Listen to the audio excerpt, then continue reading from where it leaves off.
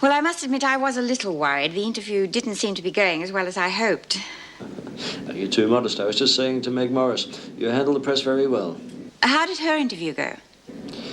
I decided to give her a go, Erica. I'm sorry, but you'll be an officer short us from tomorrow. Tomorrow? I'm afraid so. Campbell, the instructor, goes on long service leave in a couple of weeks. There's no one here to do his job. Well, at least we won't be losing her altogether, which is what would have happened if you hadn't accepted her. Is there any chance of a replacement? Well, the same old story, I'm afraid. I'll do my best. I know, Ted. Thank you. I'll be in touch.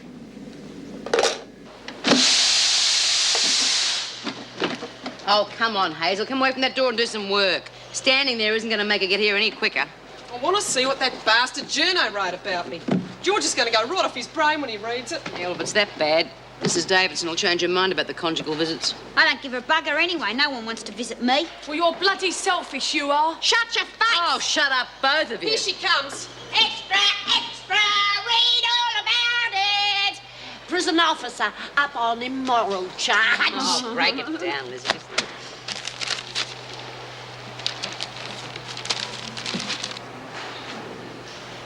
Here it is. Families behind bars. Wentworth's visiting hours take on a whole new meaning. At last, after years of repressive policies, it seems the Department of Corrective Services in this state has taken a step into the age of enlightenment.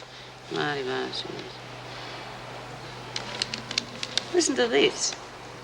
Credit for the new scheme must go to Mrs. Erica Davidson, the present governor of Wentworth, whose dedication to prison reform led to the adoption of the new arrangement. How do you like that? It was us who told Mr. Andrews. Mrs. Davidson said, due to the great success of the scheme, unsupervised visits will be made available to all the women and not just those with families. Where's it say that? You were right. The screw's just sucking up to us to get Davo in good with the department. Yeah, she's probably up for a promotion or something. The families are left entirely to their own devices for 3 hours or more. Oh, I wonder if Vera's read that.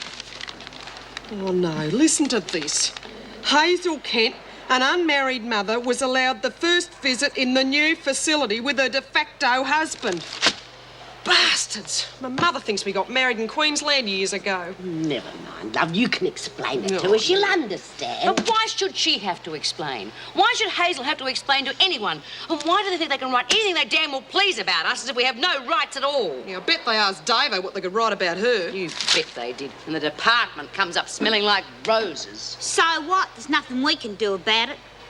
Oh, yes, there is. My bloody oath, there is.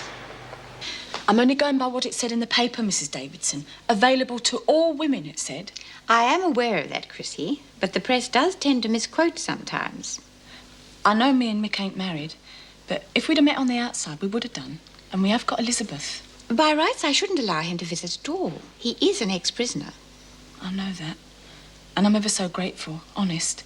But it's real important to me, to both of us. And I'm not just after the sex or anything like that. It's just that I think if I was to see him a few times, he might stand by Elizabeth and me.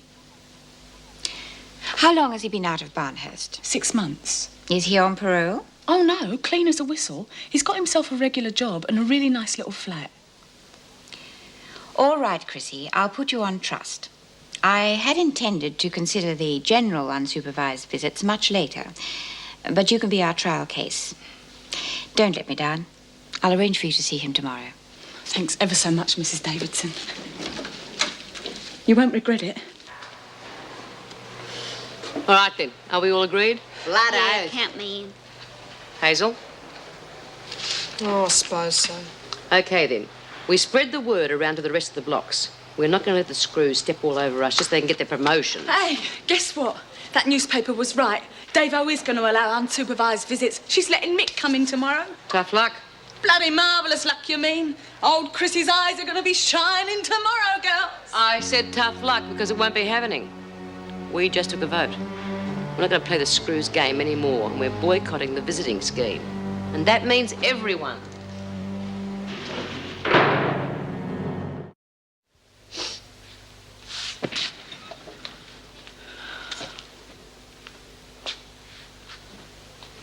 There's no point in getting uptight about it. Isn't there? Well, I don't see what you're so upset about. At least you've got somebody to come in and visit you. Some of the women haven't got anybody. No kids, nothing. Oh, fat lot of good that does me, doesn't it? When Bee's put a bloody big fat foot down. Yeah, well, you're not on your own, you know. I mean, there are other women in the same boat, and we've all got to stick together on this against the screw. Why? 'Cause Bee says so. I mean, the women can't see how bloody stupid they're being. The whole point of these visits is that they get a bit of time on their own with their families. They're cutting off their noses to spite their stupid faces. So what are you going to do about it, huh? Are you going to take on Bee and all the others on your own? Ah! Stand up, you bloody thing. Isn't that what the actress said to the bishop?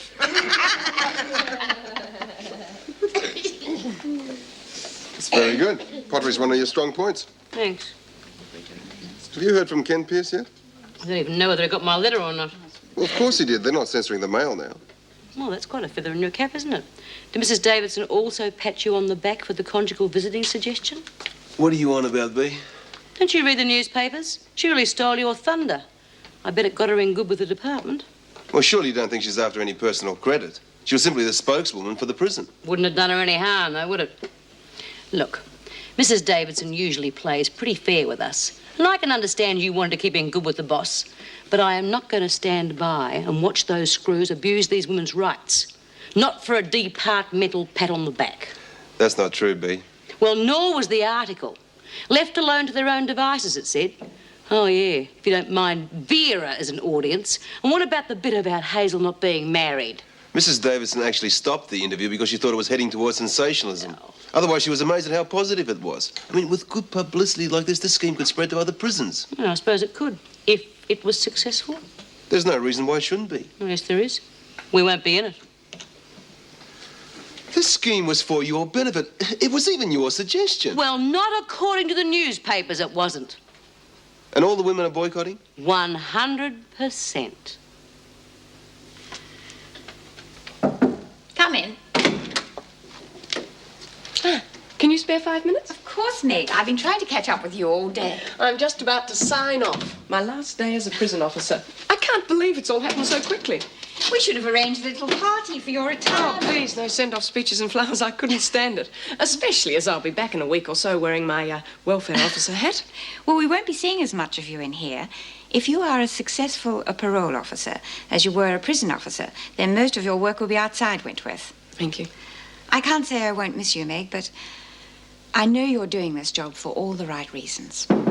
Come in. Meg, Mrs. Davidson, did you know that the women have decided to boycott conjugal visits? Well, it's the first I've heard of it. Why on earth are they doing that? They've got it into their heads that the whole idea was for your personal glory. Oh, that's ridiculous. Is this another one of Smith's tricks? Yes, but she says all the women are behind her.